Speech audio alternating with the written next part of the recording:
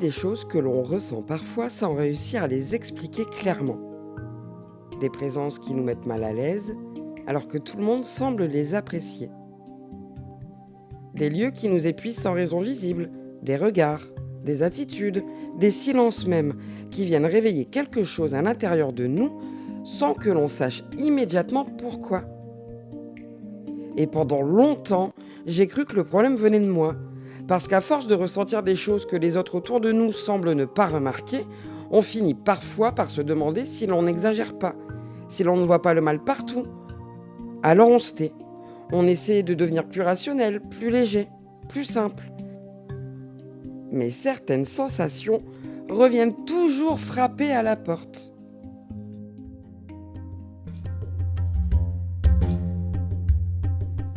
Bienvenue dans la magie des énergies, ce lieu où les mots deviennent des ponts entre nos cœurs et où le silence est aussi précieux que la parole.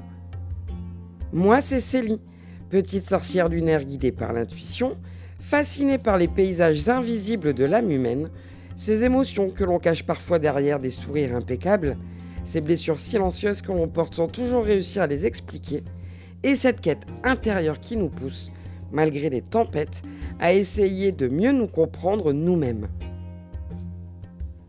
Aujourd'hui, j'ai envie de te parler d'un sujet un peu perso, mais qui, je pense, touche beaucoup d'entre vous. Quelque chose qui m'a longtemps fait peur, quelque chose que j'ai essayé d'ignorer pendant des années, avant de comprendre que cela faisait simplement partie de moi. Le poids de tout ressentir.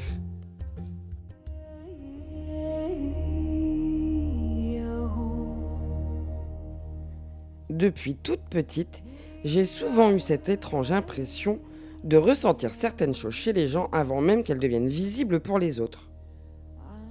C'était beaucoup plus subtil que ça.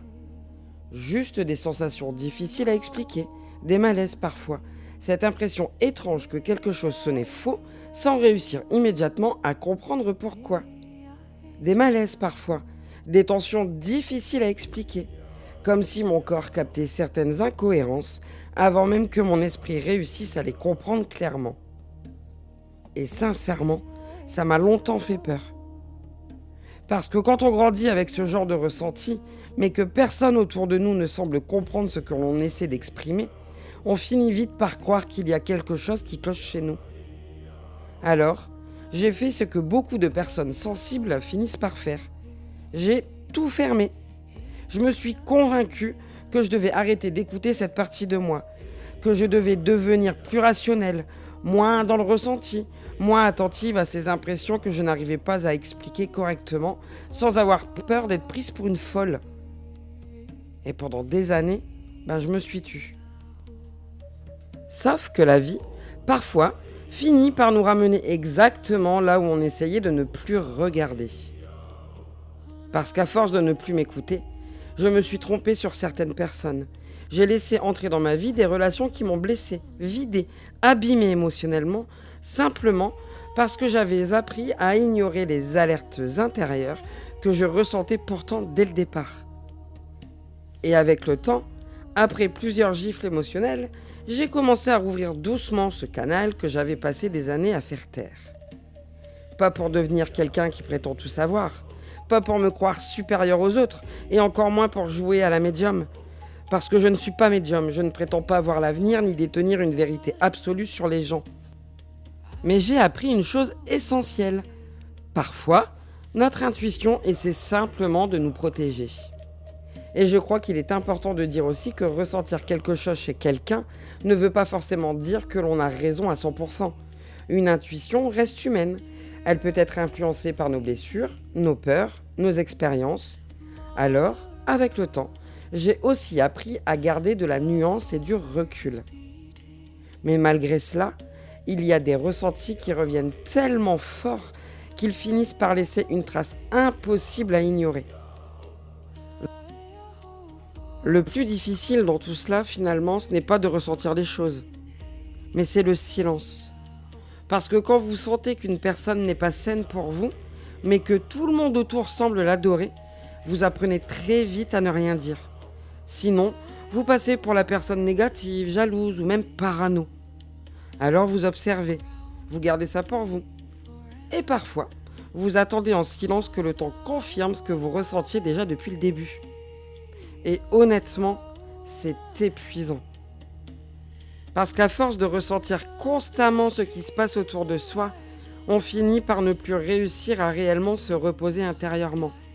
Même dans les moments calmes, il y a une partie de nous qui reste attentive, comme si notre système nerveux refusait complètement de relâcher la vigilance, comme si notre corps avait appris avec le temps que certaines blessures arrivent justement quand on cesse de faire attention. Et je crois que beaucoup de personnes sensibles connaissent cette fatigue-là.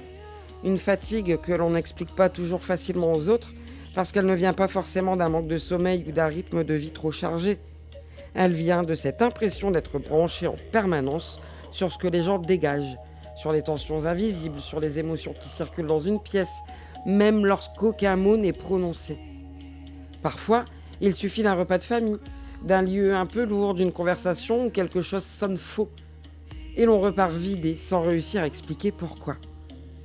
Et le pire, c'est que beaucoup d'entre nous culpabilisent ensuite d'avoir besoin de s'éloigner, de couper le téléphone, de retrouver le silence, parce que le monde valorise énormément les personnes toujours dispo, toujours sociables, toujours accessibles, alors que certaines sensibilités ont profondément besoin de solitude pour retrouver leur équilibre.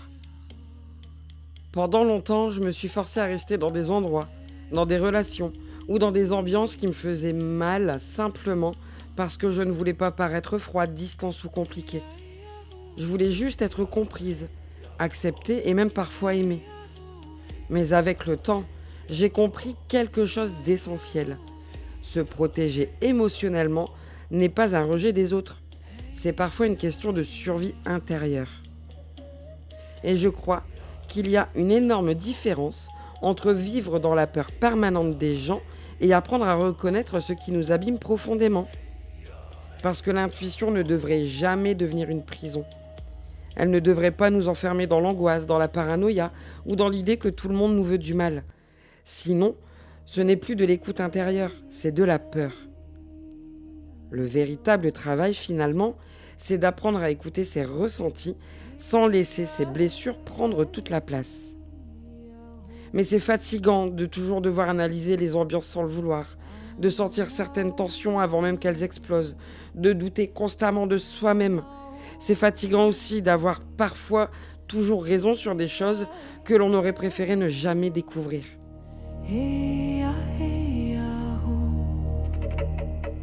Pendant longtemps, j'ai cru que cette sensibilité était un problème. Quelque chose qu'il fallait cacher pour paraître plus normal. Puis, j'ai compris qu'au fond, le vrai danger n'était pas de ressentir profondément, mais de continuer à me trahir moi-même en refusant de m'écouter. Et paradoxalement, réapprendre à écouter mes ressentis ne m'a pas rendue plus froide ni plus méfiante. Ça m'a simplement appris à protéger ma paix intérieure.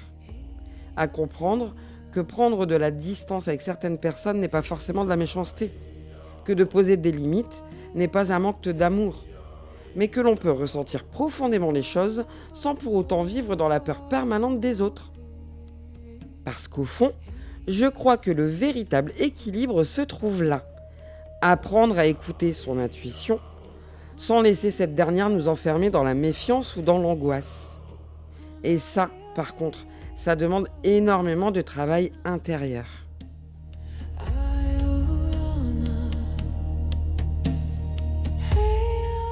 Aujourd'hui encore, il y a des moments où je doute de moi, où je me demande si je me fais des idées, si je ne projette pas certaines peurs ou certaines blessures. Mais il y a une chose que je sais désormais avec certitude, les fois où je me suis le plus perdue dans ma vie ont souvent été les moments où j'ai complètement cessé de m'écouter. Alors aujourd'hui, j'essaie simplement d'avancer avec plus de conscience, plus de discernement, plus de douceur aussi envers moi-même, sans chercher à convaincre qui que ce soit de ce que je ressens. Mais sans non plus me forcer à ignorer ce que mon intuition essaie parfois de me murmurer.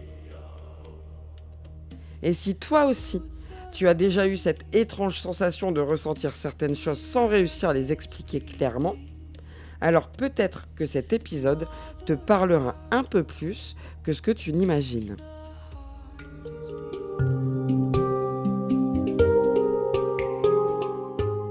C'est déjà la fin de cet épisode un peu particulier, j'avoue, assez personnel, mais que j'avais envie de partager avec toi, parce que je suis sûre que ça t'a parlé.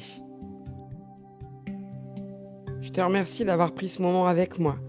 Merci d'avoir laissé ces mots entrer un instant dans ta vie, et peut-être même dans une partie de ta propre histoire.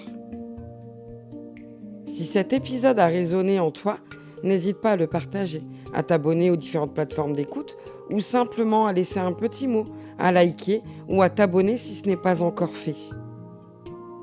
Et surtout, n'oublie jamais qu'être sensible dans un monde qui pousse souvent à tout banaliser n'a rien d'une faiblesse. Tous les épisodes sont écrits et réalisés par mes soins avec bienveillance comme toujours. Je te remercie pour ton écoute et ta fidélité et je te dis à très bientôt pour de nouveaux podcasts. C'était Célie et tu viens d'écouter La magie des énergies.